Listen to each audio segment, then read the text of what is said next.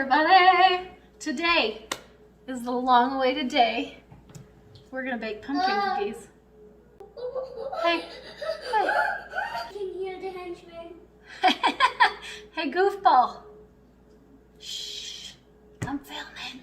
Today is the long-awaited day. You are finally getting the recipe for my incredible pumpkin cookies. And we're gonna do it like all the way. Like the recipe that I'm gonna put in calls for canned pumpkin, but oftentimes when you buy canned pumpkin, it includes other types of squash in it as like filler. And so I prefer to make them with actual pumpkin. Let's get started.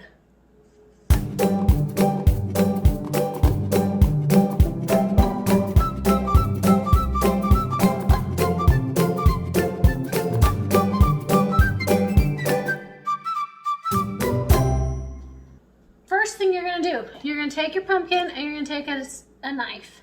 And you are going to put holes in your pumpkin all the way around the top. You want them to go in a circular fashion, just like if you were carving the pumpkin and you were gonna cut out the top, you wanna put your holes in that same sort of pattern all the way around. That's just to vent it so that as you're baking, it doesn't explode, because that would be a giant bummer.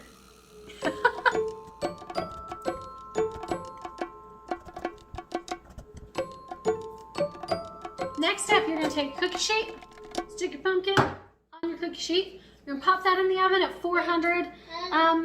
This size will probably take, I'm gonna guess, 30 to 40 minutes, something in that ballpark. You kind of just have to play it by ear because every pumpkin is a different size. Just keep an eye on it. Once it is fork tender, you can just pop a fork in there, no problem. That's when you know you're baked all the way and you're ready to turn it into cookies. Okay, our timer went off, our pumpkin is ready. Let's get this baby out.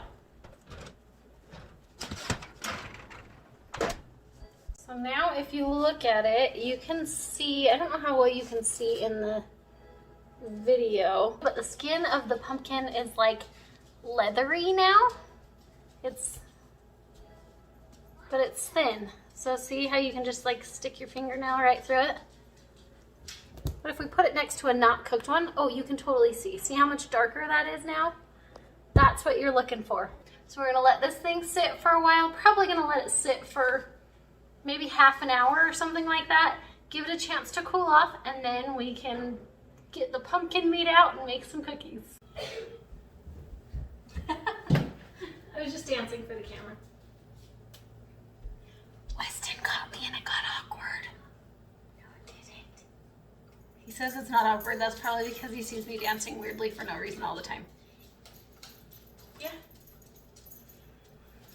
Okay, people. We have a baked pumpkin that's nice and cool. And we need to open this sucker up.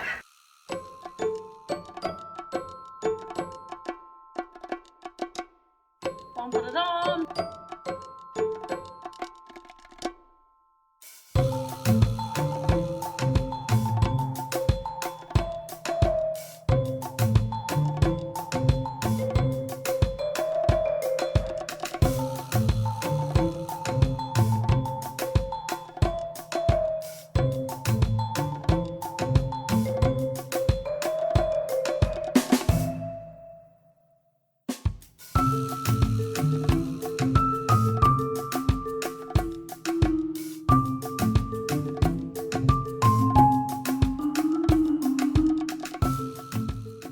You've got this shell of what was once a mighty pumpkin.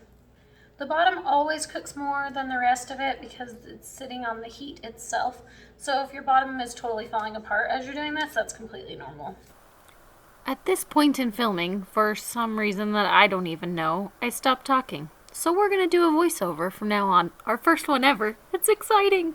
Okay, right now I am zesting an orange. You need about a tablespoon for these cookies. And make sure you wash your orange first so you don't get any chemicals or anything crazy like that in it. I went ahead and measured out all of my ingredients beforehand just to make it a little bit easier. So that was a cup of sugar. Now we're doing a cup of pumpkin. You can see this part gets a little bit messy. Next up will be the orange zest that we just finished doing. And finally, a cup of Crisco. Maybe it's a half a cup. I'll put the recipe below. Once you've got all of those items in the bowl, go ahead and turn on your mixer and let it all come together.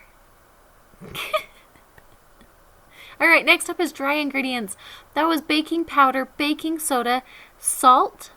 Next will be cinnamon. And then we'll add some flour in. Make sure you don't put all the flour in at the same time, otherwise it's going to fling everywhere. I usually do it in 3 separate sections. Once you've got the flour incorporated, this is when you can add extra things. The recipe says you could add raisins, which sounds awful to me. You could also add chopped up nuts. You could add chocolate chips. Whatever it is that you want to add, once you've got all the ingredients incorporated right here, this is when you would want to fold those in. I personally prefer to leave out all of that extra stuff, even chocolate chips, which I know sounds crazy, but I promise once you get these baked and you put the glaze on that we're about to make, oh, they're like heaven. Right now we're just scooping the cookies out. They don't spread too much while you're baking, so you can do them fairly close. I'd say probably an inch, inch and a half, something like that apart.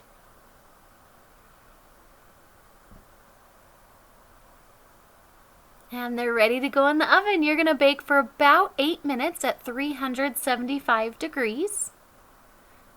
And if you notice, there's no egg in this cookie dough, so you can eat as much raw cookie dough as you want, which makes this recipe even better.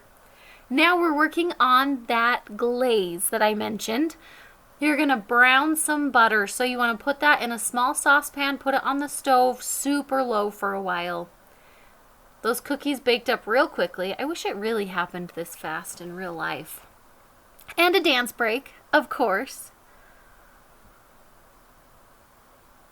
Now you want to make sure after you let the cookies cool for about a minute after you get them out of the oven, you want to put them on a cooling rack. If you don't put them on the rack, they get super stuck to the cookie sheet as they're cooling.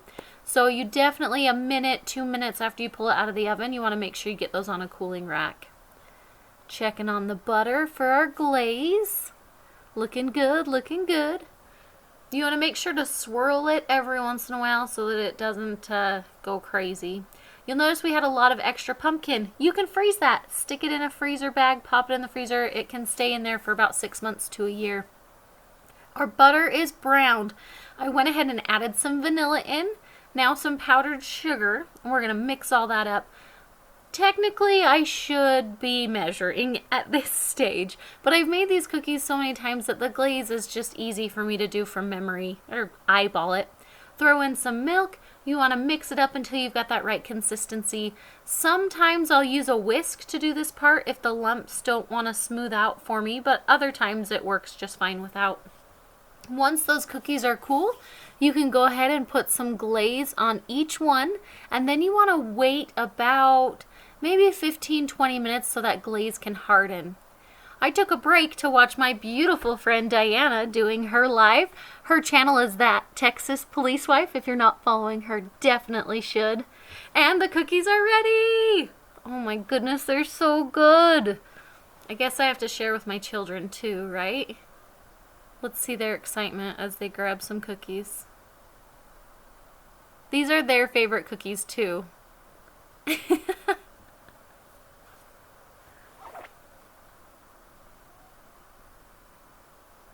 Little tiny Porter cracks me up. He loves being on camera.